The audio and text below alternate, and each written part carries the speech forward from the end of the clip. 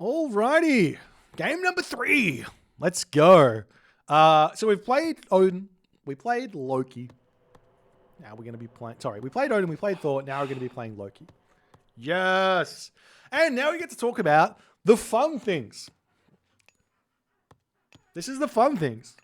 This is a build order created by Yoshi, created by Soup. That is molto bene. This build order is the new standard for Norse Wars on High Hunt maps and a whole bunch of other stuff. Really strong build order. Gives you a huge advantage in the game. And the secret is you delay hunting dogs ever so slightly. As we do see him going for the forward hunt there. I'll talk about that a little bit later, but I spied that for a very specific reason. Okay, so this build order allows you to get less villagers on gold, less gatherers on gold than you would normally get with a normal build order. Plus, it allows you to delay the third ox cart until the very, very end of the build without having any walking time problems with those villagers chopping wood, or very, very minuscule walking time problems. I believe they walk back and forth, or not even back and forth, just swapping off the wood, going over to the hunt once.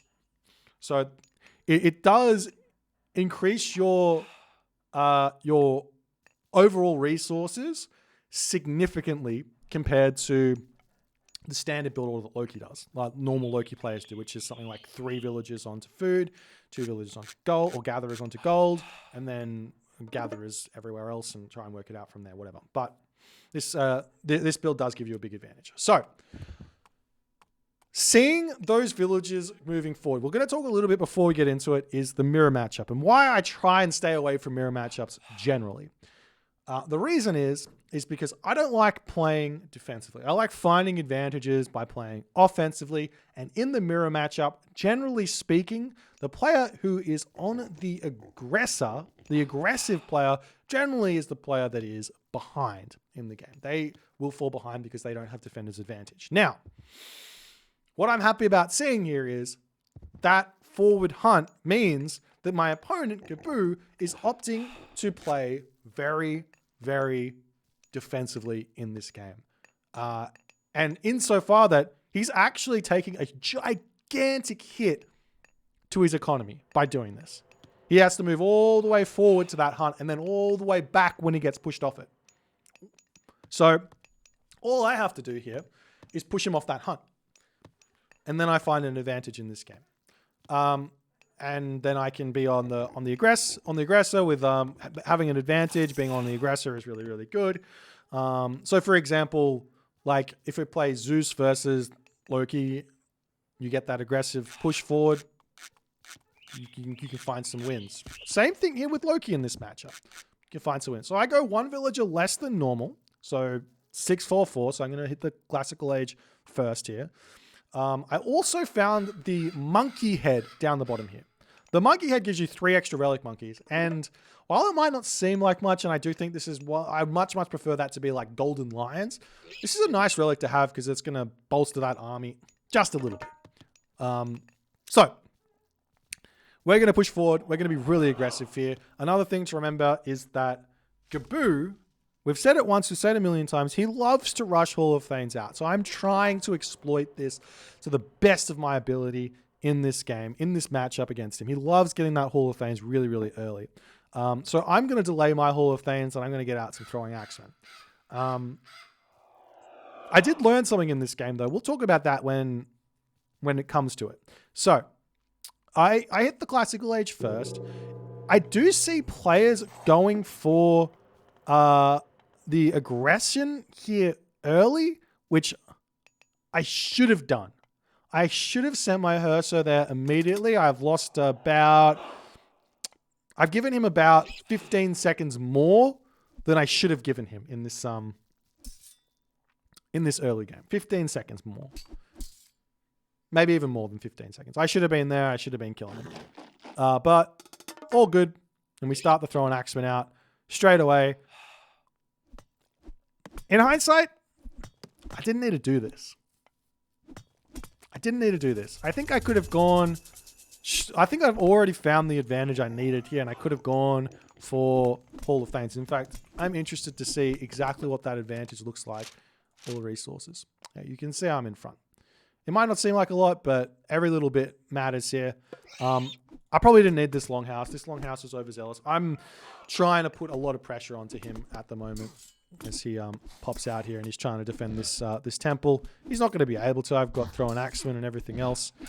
I'm really mad that I pulled my troll there. I should have taken the damage, killed his troll off. I did a nice little, what do you call it? Orb walking? No. Speed walking trick there with the Hersa to keep that one alive. Move him away and keep him nice and safe. To do that, you grab 2 units and you select them both and you move them in a certain position and the units will move a little bit faster. As you're picking off, and he manages to click up that Tower of Cestus, which is honestly, it's a pretty good relic and it really helps him in this game. Wish I'd picked that one up, but couldn't manage to. Population differential here at 55 to 45, so I got a big advantage. I got a lot of units out on the map already, and I'm just looking around trying to find where he is now. I don't know how this happened. I don't know why this happened, but there's one villager from Gaboo on this town center. It's got spied, and I was thinking about this in the game, and I was like, why is that villager on these pigs and not up on this hunt? There's no way for him to know which villager I spied. So I'm a little bit like, I'm not saying anything. It could have just been a weird coincidence and a low HP villager he wanted to put back home. But that's probably the reason, in all honesty. Low HP villager, but I look at that go. Anyways, continuing along here. They're going to be attempting to find his hunt, attempting to find his gold. We still don't have Hall of Thanes, but I have cut my my throw an axeman here and just making Hersa. And I'll be able to get Hall of Thanes out very, very shortly. And once I get Hall of Thanes out, the idea here should be to actually take the villagers off of wood and then put most of them onto another hunt source so we can just pump out Hersa. As I am a little bit concerned about my own hunt. So I've got a couple of units that are just waiting back there, scouting around, trying to find everything. As we get a cheeky little Einhjar spawn here. I'd like to have had that one in the fight, but alas, you can't win them all. And again, we don't learn our lesson. This Ulfsark should have been building houses at home.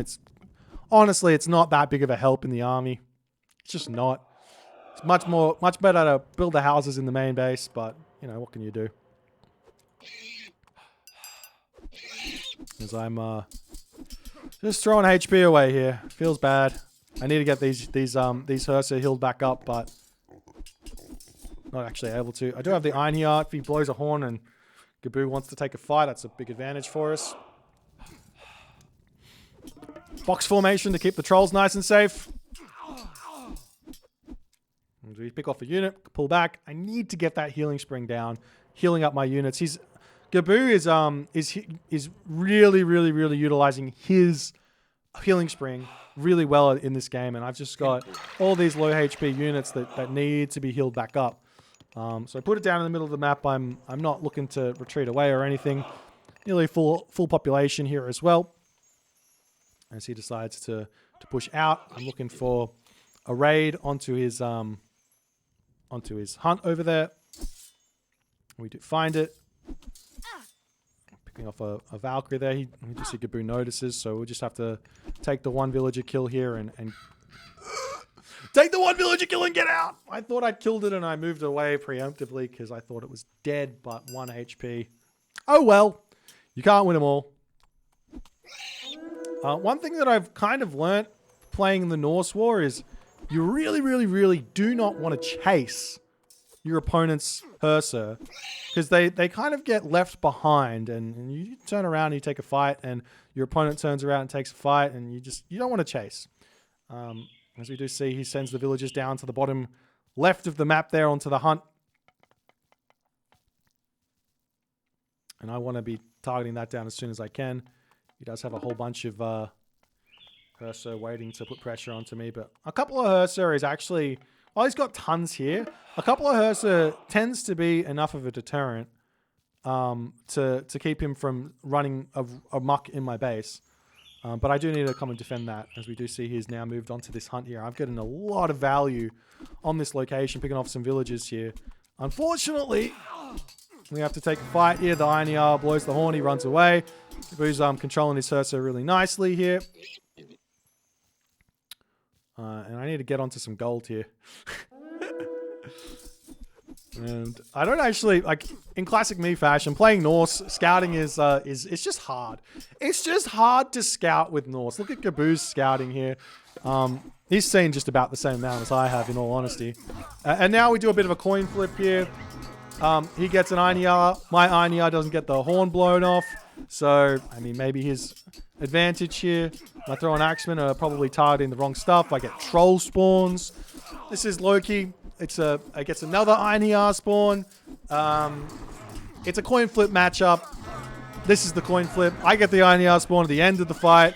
My Herser also aren't over here. And he destroys me to some degree. Now, I am trying to be sneaky here. Now, the map, this matchup is never over. You never resign in this matchup because in the end of the day, Norse players are going to throw. And you just have to understand that Norse players are going to throw when you're playing Norse mirrors. And you just stick it out no matter what. You always stick it out. You can see his... I mean, I can raid him. He has to defend his villages. I can raid him with a minuscule amount of units. I'm hidden gold that he doesn't know. Remember that the Norse players, their scouting is awful, so he's not going to find that out. I'm getting punished for this bloody forward house shenanigans, so I'm going to have to rebuild those. But I can now push forward and try and pick off some villages. We'll turn around and take some fighting here. I might get a myth unit spawn. Hopefully I do, but we have to retreat away once the Urso come back. He's still pushing forward, still getting some damage done on the front. My monkeys are doing work there. Almost picking off a Urso. In fact, oh, do they? No. 1 HP. Oh, well. And one thing that I've done here, which I think was genius, is I took Gaboo's gold mine. What kind of a crazy Norse player is going to be on the other side of the map grabbing gold mine over there? This crazy Norse player. Also, taking villages off of food. I have plenty of food. I'm just trying to get all my Herser back out. Full Herser is the idea here. Trying to hit raids, trying to prevent scouting and everything. I don't mind losing a longhouse here. But I do need to get my villagers back onto hunt. And luckily, they are already in position to be on the hunt. And yeah, I do. I swap my villagers around. I don't know why I did this, but I swapped my dwarves up to the top gold mine and my gatherers over to the hunt there. Just because I don't mind losing those 6 villagers over there. But if he spots me on that gold mine, which he would have spotted me there, I would be in a really, really, really bad problem. I would have a huge problem there. But I'm back up to full population now. We're good to go. I could probably take a fight here if I want. Both players, we both have kind of low amounts of units here. In fact, how many Herser does he actually have here? If I take a quick look, it's really hard to know. He's at 21. He's going Bragi. I'm at 21. A bit far away from Bragi, but if he doesn't want to fight me here, I can just run away. And that's part of the Loki matchup. If he doesn't want to fight, if he does want to fight, I can run away. If he doesn't want to fight, I can just go and raid. And same thing for him. So really, not taking fights is kind of the name of the game here. Is he's finishing up on the hunt over here, and we've actually managed to survive everything here. He went to kill off my houses, so maybe in a way, my forward houses here, which I always say is a mistake, maybe in a way it was actually a a big brain play because it distracted Gaboo and it meant that my economy hasn't been touched and gave me enough time to get my my Hersa back out and we get to do another coin flip in this matchup. And he won the first one. Maybe I'll win the second one. But he gets Bragi first. I don't care. Bragi does nothing in this matchup. You just run away if they click flaming weapons. Just run away, raid. There's really nothing to happen. I'm just saying this matchup is a little bit silly. Can I kill off the ox cart? No. Take a little bit of damage, run away. Gaboo's going to be attempting to click Bragi before. I mean, I don't know how to say it. Like, you just don't want to click flaming weapons. Don't click flaming weapons in this matchup unless you see villagers. Villagers click flaming weapons, sure. Otherwise, don't click flaming weapons. I don't know. Unless you're in their base and killing off their stuff. Even then, they might just leave their base and go kill your villagers. Like, what's he going to do? We almost hit Bragi here. And I do manage to find a nice fight there with my Hersa. Keeping him kind of out of position or... Out of position? I don't know. We do have some armory upgrade advantage at the moment, I think, as well. Yeah, he hasn't gotten any upgrades. And we're just looking to... I don't really want to take a fight here. Again, if he clicks flaming weapons, no worries. The houses are there. I've got plenty of wood in the bank, actually, so I can build those houses back up if he wants to kill them. And I can return back over onto these villagers that are wandering around here.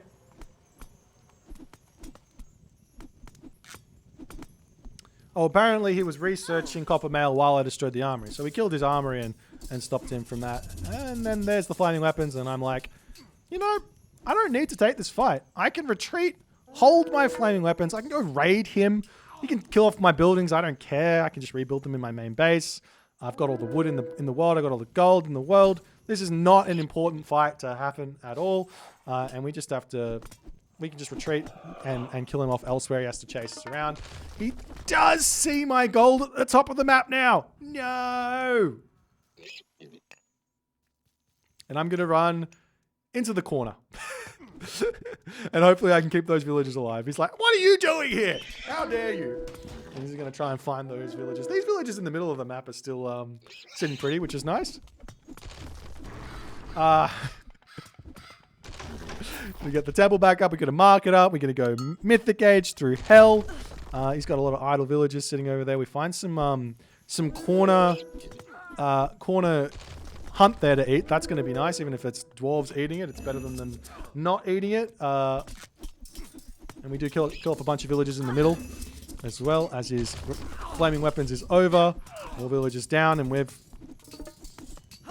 lost a lot of buildings, but like I've already said, it's not that big of a deal. The score difference at the moment, I'm interested. The score difference at the moment is just because the building's raised. Resource total, basically equal. It's just because of buildings, it's just because of the buildings raised. So I'm not unhappy about my position at all.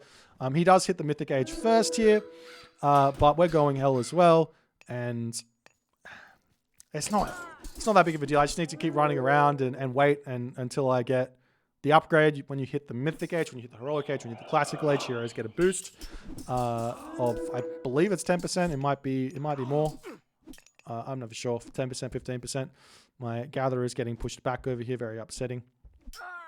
And I'm going to try and keep my villagers nice and secure. Now, the big problem here to deal with is, how do you defend against the Nidhogg? Well, luckily, there's a really, really easy answer for dealing with the Nidhogg. And it's nice because as long as you get to the Mythic Age, you can deal with it. And effectively, the answer is build Fire Giants and use the Fire Giants to kill the Nidhogg. And if you can kill your opponent's Nidhogg with your Fire Giants by distracting him nicely, then you have a Nidhogg and he doesn't. Basically, that's where your Fire Giants need to go, is at the Nidhogg, while your Hersa are distracting as best as they can. As there's a random Deuterino in the main base. I don't know what he's doing. I'm going to send our dwarves forward, because why not? And he is trying to chase our Nidhogg away, and we just have to run away from that. And I think at the moment, we're actually in a really good position. And I do have this flaming weapons. It's probably a good idea to use it at the moment to secure that gold mine.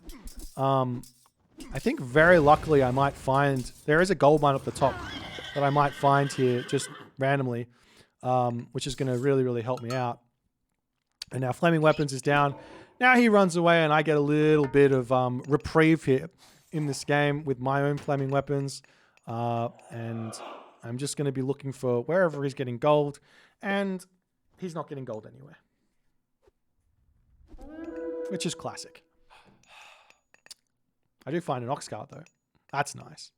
So my flaming weapons is effectively wasted, but I mean, I'm assuming that the flaming weapons is going to be wasted. I just don't think it's possible to get a good flaming weapons in this matchup. Your opponent just runs away or runs into his main base and things go a little bit poorly. I do find some Herser at the top of the map there. With flaming weapons, I should actually win that fight. Or at least get a couple of, get some kills. What I could have done is try and kill off his buildings down the bottom, and I see the gold mine. Look at the economy. Look at the economy.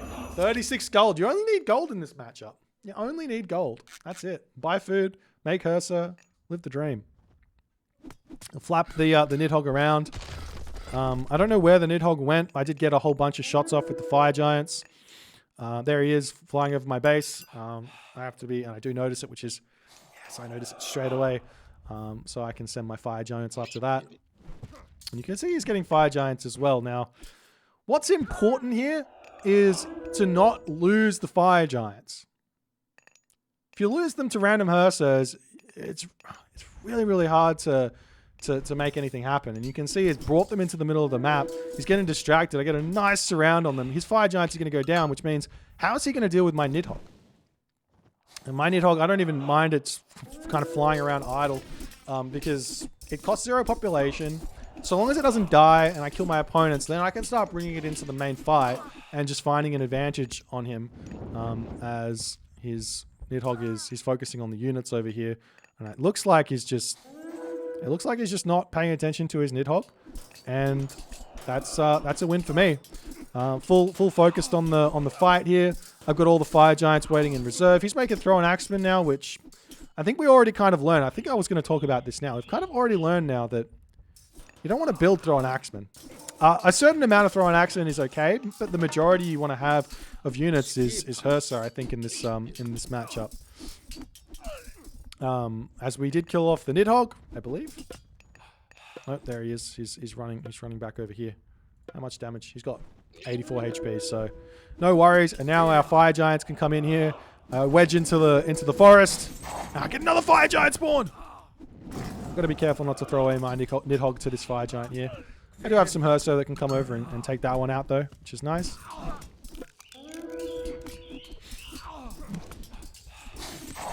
Fenris, wolf spawn. Not going to do anything, unfortunately. It's probably worth it to just delete that one, in all honesty. But yeah, now defender's advantage. Just throwing away a lot of units here.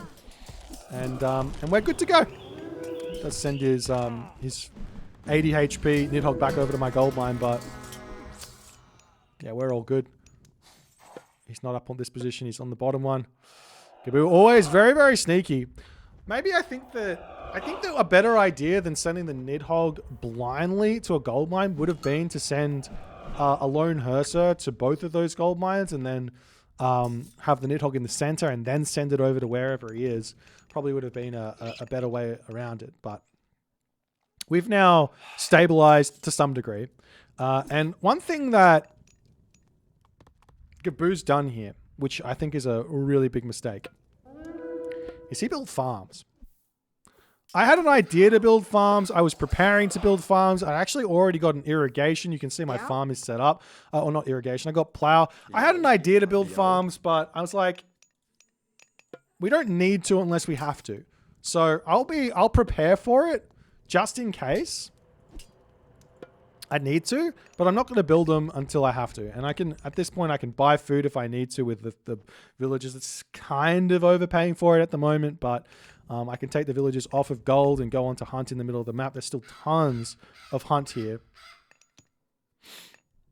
Yeah, if you build farms, you're spending tons and tons and tons of of wood on farms instead of on units like fire giants and things like that. So, and the resources come in really slowly. Obviously, you can raid my villages, but I missed this town center going up here. I probably could have denied that. Maybe if I'd sent my heroes over there, but we do get a couple of kills and retreat away. I'm being very greedy, sending those myth units naked to get the damage onto the town center there. But he is chasing my my Deuterinos away. So not that greedy, I guess. As long as my town center gets up, I'm happy. Now 2 town centers, I can keep spamming dwarves out. The dwarf economy is going to come to a halt soon because I'm going to have 40 dwarves is the max amount you can have, and I will have all 40 of them. So I will need to get some more food here eventually.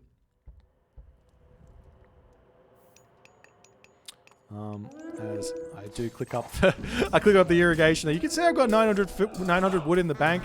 It's a just in case thing. I've got the wood just in case I need to build them. But as long as I'm on the hunt here, and I'm living the dream, pushing him off gold. Nidhogg is able to pick off those throwing axemen nicely. Our spawn was nice over here. I am losing that fight though, so I have to retreat away. But I'll be able to get these. I'll be able to get. What am I trying to say? I'll be able to get this population back up nice and fast here. I'm really trying not to build any throwing axemen here for a big reason. I think that they are a very, very poor choice at this point in the game. And I found that out from the early game huge fight loss. Apparently the throwing axemen just didn't cut it there. But we see him at the top of the map. And continue raiding. I'm trying to put a stop to his gold. The thing is here that Gaboo being on the defense this whole game, I'm not trying to fight his army. I'm just trying to kill off his villagers.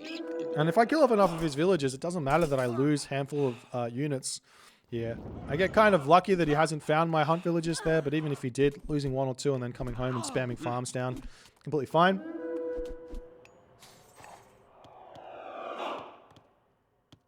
He does find my villages, and I'm just going to retreat away. There's still more hunt on the map that I can move to, so it's not a big problem. But he's now pushed off of gold. I still have my Nidhogg, which means I still win. I win the fight if I can send my Nidhogg over there to help out. The Nidhogg absolutely torches through throwing axemen, as well as fire giants do as well, which is gigantic. As we can come in and surround his army. Also, his throwing axemen were targeting down they were targeting down a frost giant there, but he gets a nice fight there. But I force his throwing axemen nice and close to my Nidhogg, and even though the Nidhogg takes a bunch of damage from, does he have the upgrade? He doesn't have the upgrade. Even though my Nidhogg takes no damage, if he had the upgrade, it would have taken more damage. The throwing axemen still would have died, and it would have been really good for me. As I send my dwarves over to try and finish up the gold at the top. And his army gets absolutely annihilated. And I can start moving over to kill off his town center at the bottom. There's not really any gold left on the map for him to grab. I mean, he could be on the gold mine. He's on the gold mine down the bottom here. But that's going to be short-lived after he loses the town center. He's got his food economy here. He's got 19 villages on these farms. He's got 24/7 farms there. But he's got 19 villages on them. And this is a really, really big problem for him.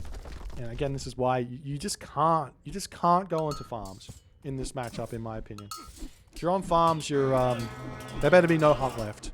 Is all I'm gonna say. Is his villagers over here feeling some pain. My Nidhogg, not sure where he wanted to go there, but he's gonna move up and try and pick off a couple more dwarves, a couple more villagers there, and prevent. I don't know how many villagers died there, but the ouchiness, he lost every single one basically here. So we have got 2 town centers. We've got full population. We're in a fantastic position moving forward. I'm even rotating. Rotate the camera.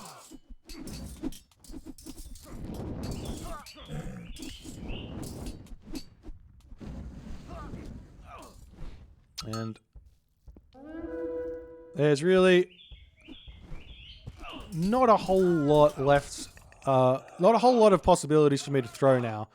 I mean, if he wants, he can... Well, what he probably should be doing is trying to raid me and not fight my army. There's no way he wins my army anymore. Again, like, that's what happens in the Loki mirror. You can just kind of run around the map if you're behind and not fight until you get the population back, and then you can take a fight.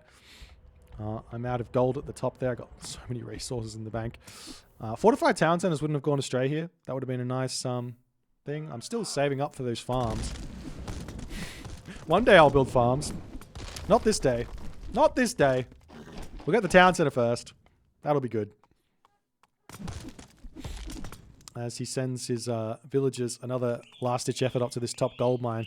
As my dwarves say, get out of here!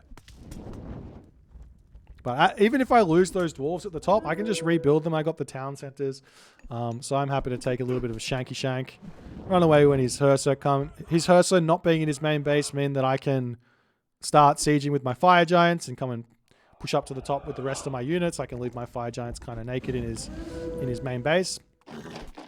Also, I can send my Nidhogg up there, which will be a tough thing to deal with. These throwing hacksmen in my army. I mean, they've got some upgrades now. They're starting to be a little bit stronger, and he's going to lose even more of these villagers up here. And he's just got nothing left. As we can continue motoring in to take out that hometown center. Again, fortified town centers would have been great here, but it is what it is. Maybe another town center down the back or up the top here.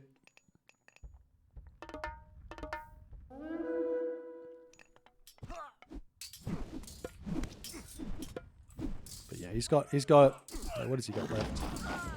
Sitting at 51 population with about 30 villages. It's just not going to cut it. And Gaboo does have to tap out, and we get a dub.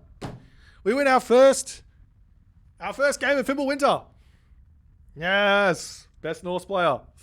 I'm not gonna lie, it wasn't clean, but sometimes it doesn't have to be clean. That's what the Norse mirror is. That's what the Norse mirror is. It's not about being clean. It's about doing stupid stuff and hoping it works. Like sending your villagers all the way up to this gold mine. So mine that one. So dumb. I didn't know this gold mine was here. This one would have been a nice one. Did Gaboo know it was there? I think he did. I think he knew it was there. But alas.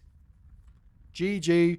Well played to Gaboo. It was fun playing. I think he really needs to start considering rushing Hall of Fames as his first priority and needs to consider not doing that in the Norse mirror, not doing that in certain matchups like... for example, Loki versus Zeus is another one I think you shouldn't be rushing all the Fanes in. You should be getting it, but not at the 6-minute mark, more like 7 or 8-minute mark. Getting that Hall of Fanes out, it's much, much better. Anyways, GG. If you guys enjoyed the series, enjoying the Fimbulwinter, definitely check out Errol Iron Maiden's casting of the event, covering the event, and hit the follow on the Twitch. If you're on the YouTube, hit that subscribe button, and I'll see you guys in the next game.